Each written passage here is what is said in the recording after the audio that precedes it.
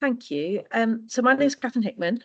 Can everybody hear me? I'm just conscious that I'm at a conference. um, Catherine Hickman. So I'm a GP working in Bradford. I also have a number of other roles, mainly sort of respiratory lead for West Yorkshire. And I started doing group consultations quite a bit before COVID. They were face to face, and it was for patients with COPD. And it was one of the most. It was a real sort of light bulb moment for me. Just one example being, I was talking to them about the benefits of pulmonary rehabilitation just in my opening gambit when I came into the room, and one patient said, "Oh, I've been to pulmonary rehab. It was amazing, and now I'm back in the gym and I go 3 times a week." So, well, why don't I said to him, "Why don't you do the talk about pulmonary rehab?"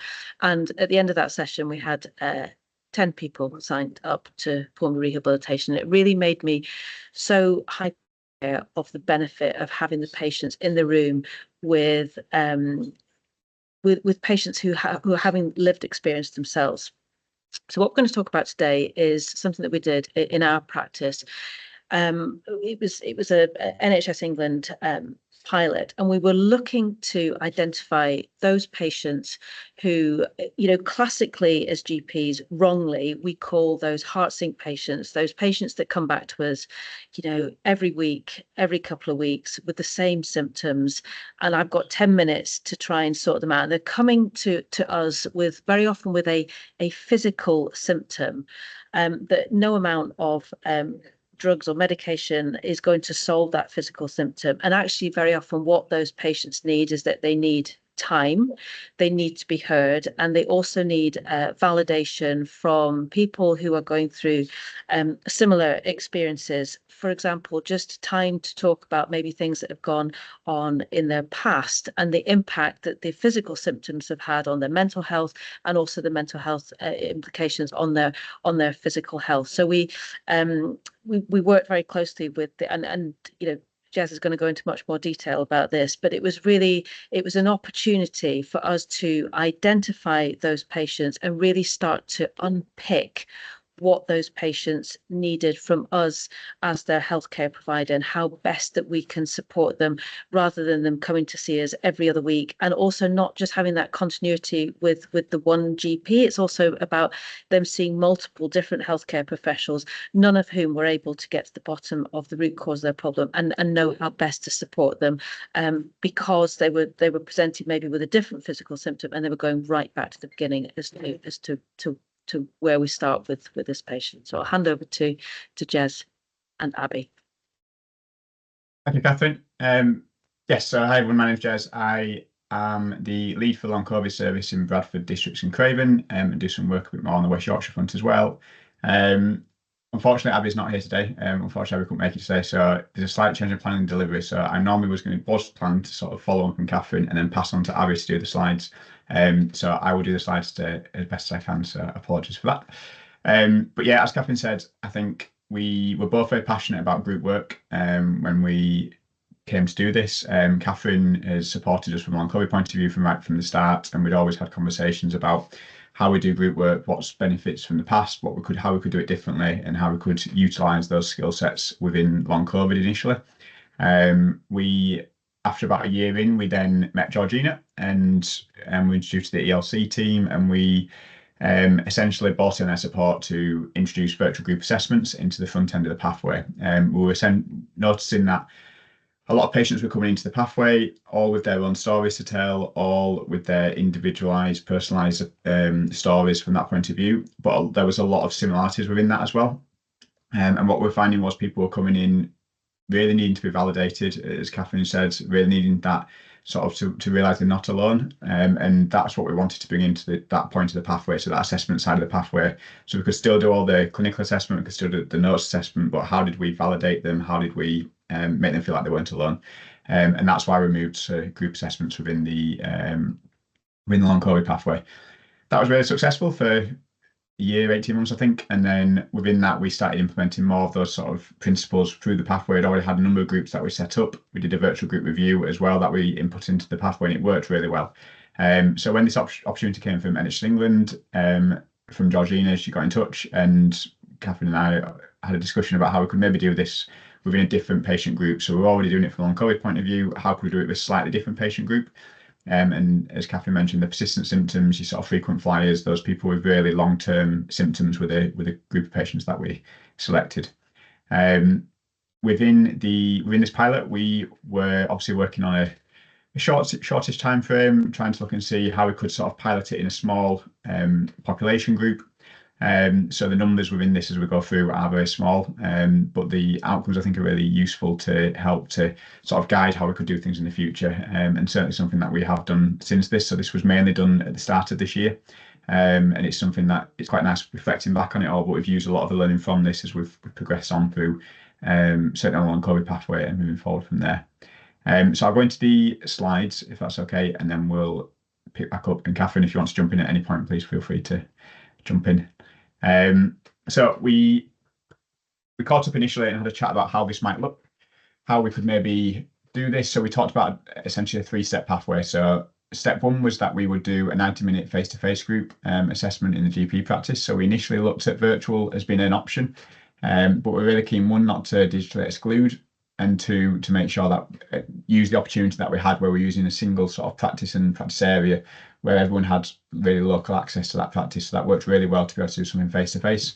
And this was now out of the sort of the main part of the pandemic time frame as well. So we had a lot more opportunity to do that face to face side. So we're really keen to do a face to face from that point of view. It also meant that we could work really closely. So we had the practice nurse as well from the GP team was also involved in this, and that was really useful because I think these were the patients that they would often see in their sort of clinics, would often see coming in for various reasons at that time as well. So it was really useful to work and collaborate with that.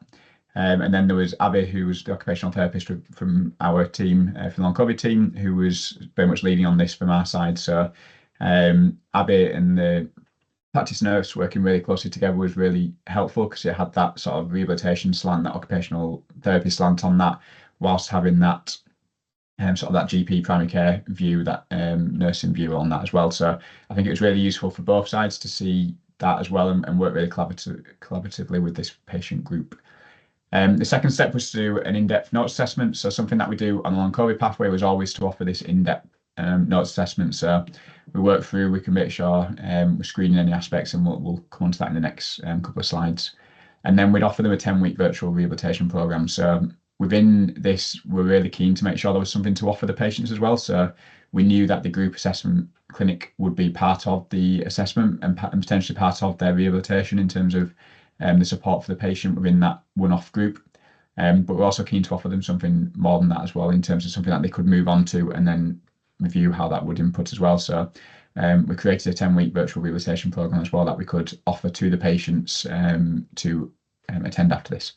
And then we'll also have a quick chat about the feedback and findings. Next page, please. So group assessment in GP practice. So we had, I think it was 150 patients that were highlighted across the area, and in the end there ended up being 12 patients that attended the 2 group assessments. So we ended up doing them both on the same day, one in the morning, one in the afternoon. I say we, it wasn't me, but Abby and the practice nurse and Georgina ended up doing the 2 sessions. And yeah, really enjoyed doing the sessions in terms of their experience within these sessions. As we said, these were a number of patients who previously wouldn't have too much trust potentially within the NHS, wouldn't be too engaged in terms of the NHS, and also engaged within the conversation as well. So I think there was a massive surprise in terms of when these people were put into the same room, how engaged they were in the room, how keen they were to support each other. And there were a number of different things that came out from that. So within one group, we looked at the patient activation increase, so how likely are they to support themselves going forwards and within their own care, and that was looking at within 6 people, and overall there was an average improvement of 1, which would suggest a £370 saving per participant at that point. Participants were really generous to each other, so one donated an old computer to another person so they could access the virtual component after, but generally really generous as well in terms of supporting each other with their symptoms, which is something that I think we always see within the group assessments, virtually and face to face. And it allowed for a really good comprehensive assessment and conversation. So as Catherine said, 10 minutes is often not enough time to support these patients. And this provided an hour where we could really sit in the room with them, have a conversation, and really engage with them at that point. Yeah, great patient feedback. So yeah, everyone's really keen on that side. I think, yeah, the general feedback overall from after the group was that it was phenomenal in terms of the impact that it had with his patients that generally would not normally get this sort of engagement with going forwards. Georgina, I know you were in the room for this. I don't know if you want to add anything else to this point. Yeah, I think what's important to just say is that I was just about to write it in the chat, and this was only the one-off assessment group clinic. So this is what happened after the assessment. So this is even before people got their 10-week course of if that was appropriate for them. And my feedback and my reflections on it was that I think it also restored a lot of trust in the GP practice. So what emerged from this, from the stories that people shared about their experiences, was that many of them had had a negative experience in relation to the NHS. Maybe they've been, a diagnosis of cancer had been missed, or they had worked in the NHS and been injured and been badly treated by their employer. Those were just two examples of the stories. And so what was clear was that the people in this group were in effect sort of seeking recognition and validation from the clinicians who were regular providers of their care, and maybe not feeling that they were getting that they were being heard. And this gave them the opportunity not only to be heard by the practice team, but to get access to someone who had some fresh eyes, who could address issues that they were dealing with that maybe aren't things that general practice knows very much about. So one of them was, and you have to forgive me, Jez, because I can't remember exactly the name of it, but it was around access in work, and it was about the support that people can get to stay in work. And that was something that Abby was able to help a lot of the group with, which just wouldn't have been something that necessarily a GP or a nurse would have been able to help with. Do you know what I'm talking about when I say access in work? Yeah, so vocational rehab and things like that, isn't it? So I think, yeah, I think with this patient group, we know this is a patient group that don't have a lot of trust within primary care and within NHS as a whole.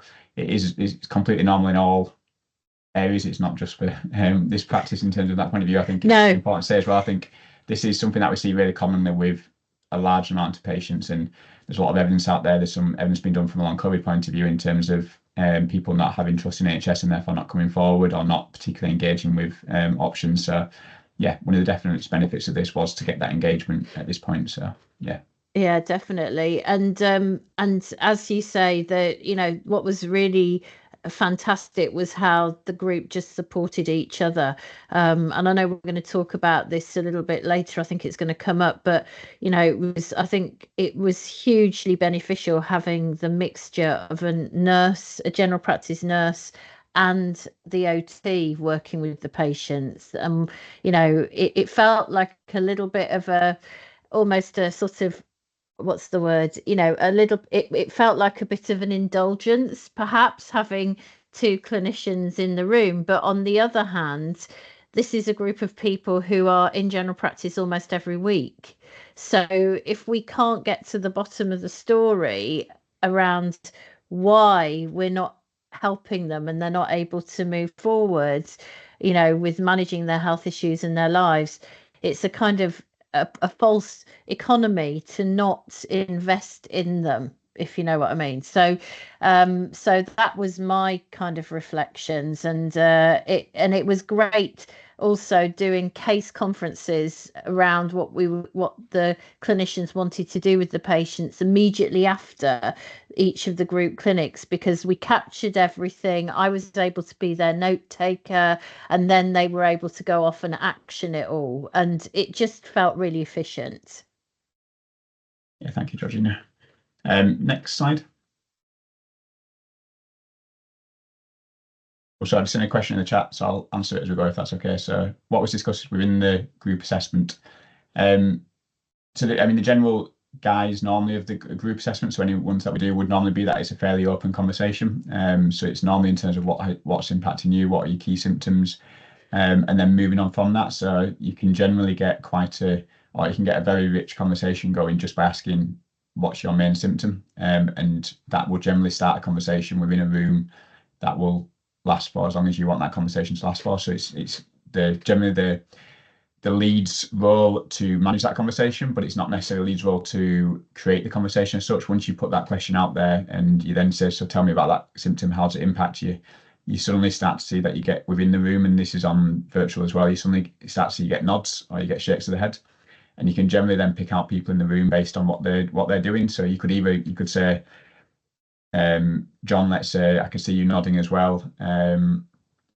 Would you like to come in and was it the same experience for you? And they'll say, yes, it was, or actually, yes, it was, other than this was maybe a bit different.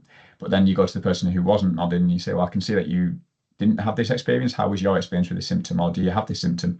And that generally creates a really strong conversation. But it also then out of that conversation, you normally get the answers. So the patients in the room, you'll normally find someone who has done something that has helped that. So when when Catherine was saying before, in terms of talking about pulmonary rehab, you just need one person in the room to have said they've done something and it's worked, and you will get buy-in for that much more than you would do if you try to sell it within 20 slides and engage them as much as you could to get them into that session. So if one other peer says that's really helpful, then that's really useful going from there. Could be very in-depth conversation. What skills qualifications? So I think Jess, we also had a topic board that we used, and Yeah. I'm just looking for it in my files, and I'll post the headings that were on the topic board. So that was what kind of got people going, and they started talking about those, as you say, it was symptoms. So it was Yeah. quite a symptom-based discussion. Yeah, so a topic board is a way to do that. So a topic board is where you would then create a topic board based on the room. So you would ask the room what they want to put on the topic board, or if you could pre-plan the topic board if you had, say, diabetes and you knew what the key topics would be. So you can do that in a number of ways, or you can just do it ad hoc almost, where you create the conversation in the room, and they can put it in the chat, for instance, and you can just pull off the chat as you go through. In terms of training wise, there's obviously the training that Georgina does. So from that point of view, I'll plug that. From our team point of view, we felt that we had probably quite a lot of the skills. It was just the confidence to go with it, I think. So we did do the training, but I think we generally felt quite confident once we'd done a session. It was just that sort of jump, I would say, to it. I think as health professionals, certainly as AHPs as well, and in primary care, we're used to talking to people and we're used to moving the conversation on and picking things out. So it's just been, practicing it, I would say, more than anything else. I don't think there's something that you need to go and necessarily learn as such. Practicing it and having that sort of rehabilitation view is definitely helpful. I'll skip forward a bit more, and then, because I know there's a few more questions in the chat, but I'll make sure I get through the slides as well before we get stopped on that front. So go on, John. Go on. Jez, I was just going to come in about the comment in the chat about recruiting. Somebody said, their experiences, the challenges these patients are reluctant to engage in a group, especially our frequent attenders. I think the key there is finding the right member of staff to persuade them. I was just thinking about it just now. It was two of our receptionists that had a list, and they were the ones that they had. I think I'd given them a bit of a sales. It comes down to a sales pitch, doesn't it? And it was almost like you've got nothing to lose, and they were instrumental in getting these patients in. I suppose partly because those receptionists are on the front line. They're the ones taking the calls from these patients. They're seeing how frustrated they are. The patients are probably feeling the frustration from the reception because there aren't appointments, and also they spoke to them yesterday and the day before and the day before that, and actually it felt like they were able to give the patient some hope. And I think they, as I say, they were absolutely key as to getting those patients engaged, and much better than coming from me, because they probably, or me or my colleagues did, probably because they'd probably lost faith in us, because we weren't able to provide them with the answers, and actually having somebody that was maybe non-medical to make that case for them was really helpful. Yeah, thank you. What we'll do, just so that we can get the presentation kind of, your story out there, what we'll do is I'll manage a little bit of a Q&A once we've done the presentation, so that we can, you can continue, Jez. Also, just to say, I think you're right, Catherine, the receptionists, the people who we I did a little training session with them to help them to think about how to sell the idea to the patients. And what we said was, we did give them the little bit of a kind of prize, if you like, the carrot, that if they wanted to come to the group clinic assessment, they might be eligible for some further support provided by the specialist service. So they knew that the reason they were coming was because of that, opportunity for it to open the door to some help, to help them to return to their to return to wellness. So I guess that was a bit of a motivator for them as well to come along. Yeah. I'll move through the slides. I love the fact that Georgina jumped in and did exactly what the question was. So how do you keep the conversation focused? As Georgina did there, that is how you keep a conversation focused, set the parameters of the conversation and what was going to happen at the end of it. So yeah.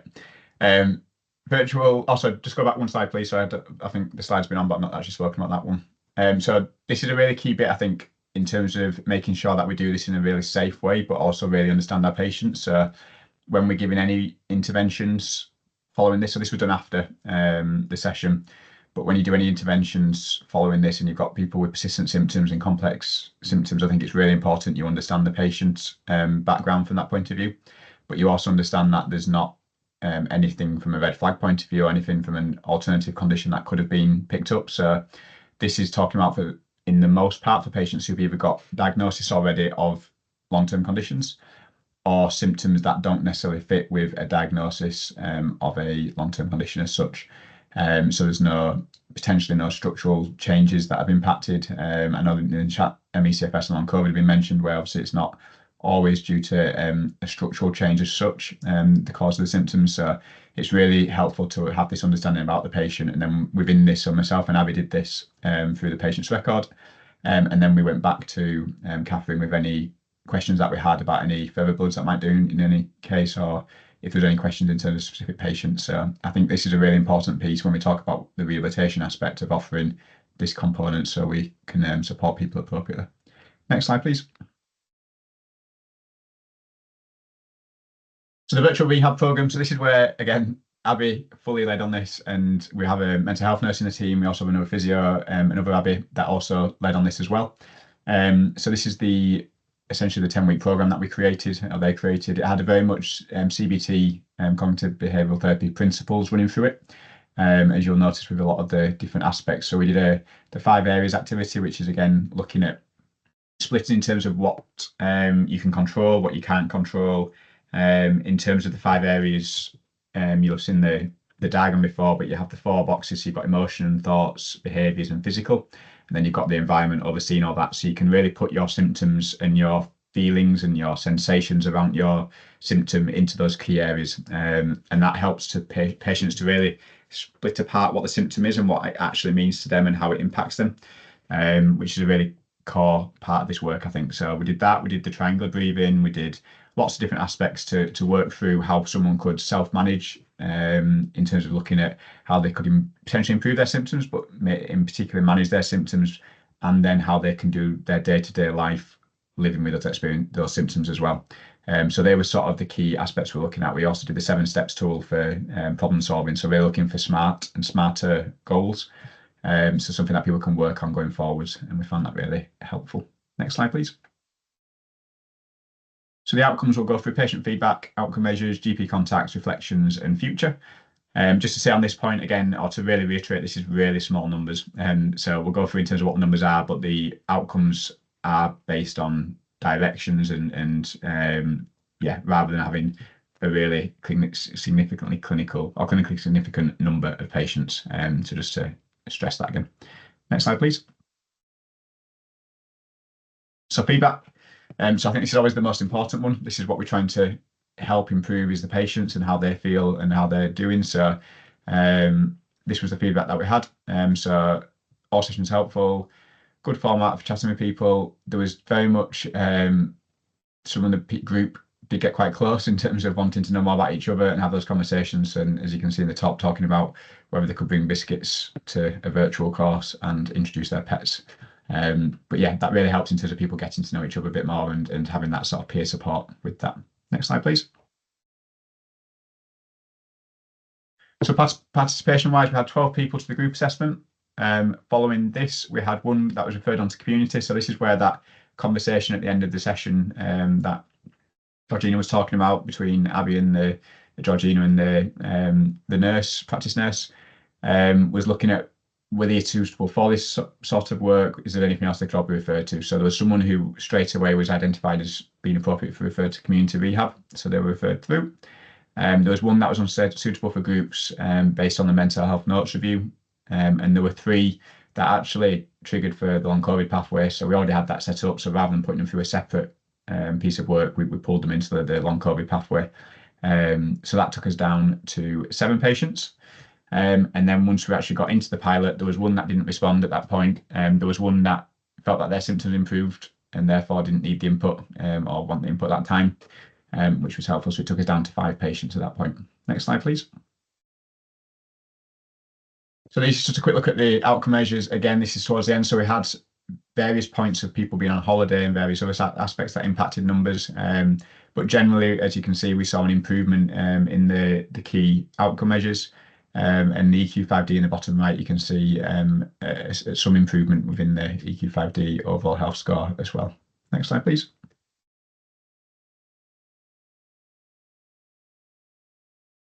So this was one of the things that we're really interested to look at. So GP contacts before, during, and after the input. So we've split this in now. So Abby has split this up into 3 areas to help. So we've got the group assessment. So that is of the patients that came to the group assessment. So all 12 patients, how many, what was their average number of GP appointments and hospital interventions that was pre? What was their average whilst they were on the 10 weeks or the 3-month period? And then what was their average on the 3 months after? So within this, we actually looked at the year before they came onto pathway and then divided that into 4 to create a 3 months so that we could compare it equally across.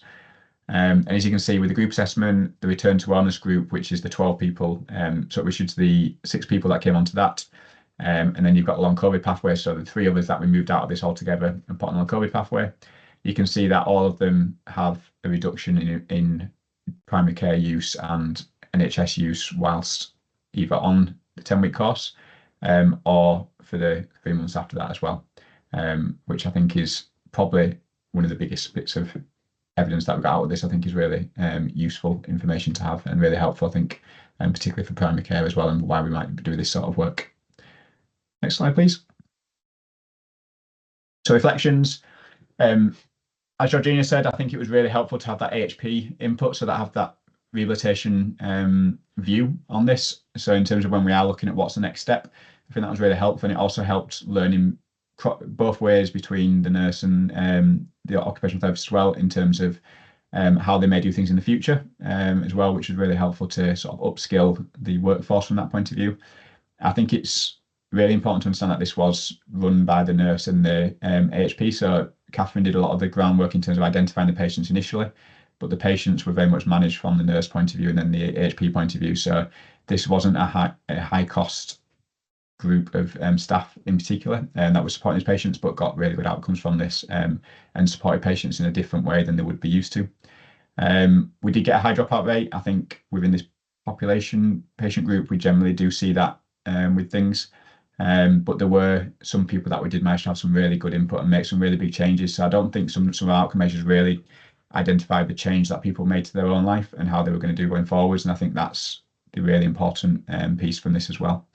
And from our point of view, we were able to support patients that didn't just have long COVID was one of our learning sides from that too.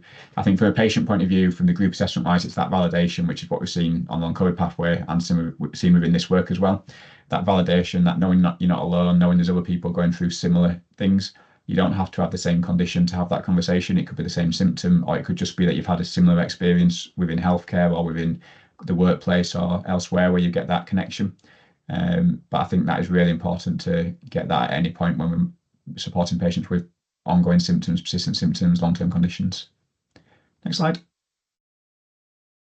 Future-wise, so I guess we could probably all jump in on this. Catherine, you feel free to come in as well after this. But I think in terms of future-wise, we learned from this that doing face-to-face group assessments as opposed to virtual works just as well. we learned from this that the MDT doesn't matter in terms of an MDT approach is really helpful. It doesn't always matter which components of the MDT are in there, but the MDT is really useful to support these patients. In terms of reducing healthcare input following this, I think is a really important thing, particularly thinking about the future of healthcare at the moment in terms of moving to community and other aspects. And I think from a long COVID pathway, we've very much used a lot of the learning around this to sort of progress what we've been doing since we moved on to self-referrals, which again is trying to access more people, but we still have that virtual group assessment right at the start of the pathway to really start to engage patients early on. Catherine, I don't know if you want to come in. Yeah, so I think one thing that I've been sort of reflecting on, I've been listening, is that the trouble is it goes back to this sort of 10-minute one-to-one consultation that you have with your GP, and I think sometimes because of the time constraints, because that they see me as a doctor who's going to sort out their physical problems, we very often medicalize things that aren't medical, and actually by having people in that room, I think the word validation is just the key for me here, that actually having other people that have gone through similar things in the same room with them is just that opportunity. It's just almost like a release for them. And it's interesting because I'm at British Thoracic Society conference at the moment, and there was a talk about, chronic cough, and saying there's a huge overlap with fibromyalgia and irritable bowel syndrome and long COVID. And actually, when you unpick this, very often these people have got something in common, and they've had the thing in common is that they've had childhood trauma. And actually there's something about just even asking that question to people, for them to say, yes, I've had that, and almost like the release of the shame that they have lived with for their whole life. And actually that shame is manifesting itself as physical symptoms. And actually I think there's real opportunity here for identifying these patients and giving them that safe space to talk and have those conversations with their, I keep wanting to say colleagues, it's not colleagues, to have with their fellow or people that live in the same area. And I think there's also that thing about connecting out with the group consultation. So connections do happen within those groups. I saw it, and they were like, why don't we meet up for fish and chips next time and set up WhatsApp groups and start to really each other, and almost like that domino effect. Yeah, and I think also, Catherine, I think this is, in general practice, over the last little while, the biggest focus has been on, the front door, hasn't it? The sort of total triage. How do we get people to see somebody quickly? How do we deal with people's quick requests? Because that's the political drive. But hopefully, fairly soon, the focus will start to be on how can we have a population health based approach? How can we help different groups of people and tailor the support they need in different ways? And, the fact that even, I think, can you just confirm for me, within your practice, you identified 150 people who met the criteria for the kind of service that we set, which was, they've got medical symptoms such as fatigue, breathing pattern disorder, etc., pain, that are, have no medical reason, and they are, frequent users of general practice. If you've got 150 patients and you're not really making a big difference to their lives and their ability to cope with their condition, you have to do something different. You can't just keep doing the same thing all the time. Yes, and that insanity thing, isn't it? Yeah. It is. Yes. It's, I know it's a bit overused now, but I mean, if you keep thinking that having a conversation once a week with them for 10 minutes is going to make a difference, it's not, is it? So there's something about breaking the pattern of how we support this group of people and trying something new. And for me, the really exciting thing about this was that it was a combination of thinking, what does a legacy for the long COVID service look like, combined with what actually is the problem in general practice? Because when we first started the conversation, we were talking about, is there enough patients with long COVID that you would want to do like an annual review in general practice or something? But actually there isn't, So, this kind of addresses the real problem in general practice, but provides a platform for, Jez's service to be really helpful to your service, and for Jez to think about how he's going to build on skills that his team have developed to take for and to continue to make a difference in your area. To me, that's the really exciting thing about that. Thoughts welcome. I know we're running out of time. I've got one question, Jez, that's in the chat that I'd quite like you to answer in the chat, if that's okay, about why you use CBT based methods. But does that reflect what you guys feel as well? Jez, maybe start, and then Catherine.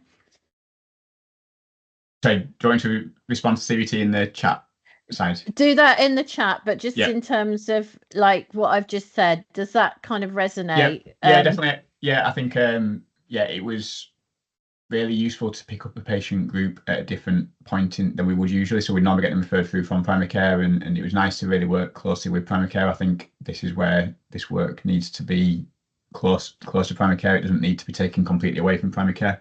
So I think it was really helpful to have that. And I think, like you said, the skill sets that we've learned within the long COVID pathway, the ways of supporting patients with a symptom-based approach is really important. And this is looking at that symptom-based approach. It doesn't matter what condition you have when you come into this group clinic conversation. So it wasn't about the condition, it was about the symptoms that the patients had and the impact that has on that patient's life. And I think if we move towards more of a symptom-led model, that will support this patient group a lot better. I know in the chat it's been mentioned about still funneling down to specialist services. Completely agree. You still need the specialist services for the specialist areas. But there's very much a generalist component into that before there, where they don't need to go straight to a specialist service to get everything there.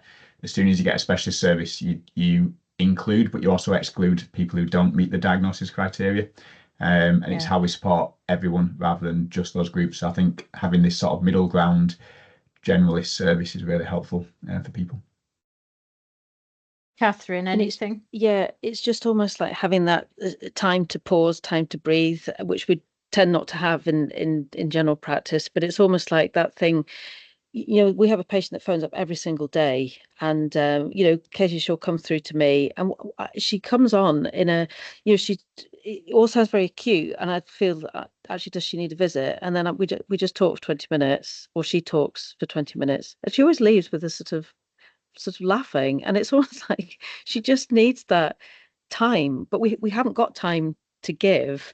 But there are so many things out there that can really benefit and support them. But it's just about, I suppose it's our job about almost like stepping off that hamster wheel and finding that time to think, actually, who are these patients that we are not meeting their needs, but for lots of different reasons, through no fault of any. But this is not pointing a finger or blame, but this is about, actually, there are things out there that we can support them with.